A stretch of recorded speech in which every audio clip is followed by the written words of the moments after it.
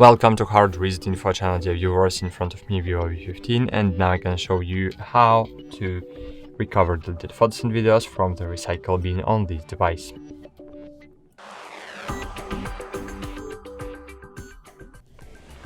So, to recover photos and videos from recycle bin, firstly we need to remove any photo, and to remove any photo we need to take any photo. So let's take a photo and let's open albums, and as you can see here we have a photo. And now if I remove it, as you can see photo was removed. But if you want to recover the removed photos in the open albums, scroll very down and you will have here recently deleted. Find the photo you want to recover, press and hold on it and click restore. You have only 30 days to restore your deleted memories, but you have these 30 days to do it.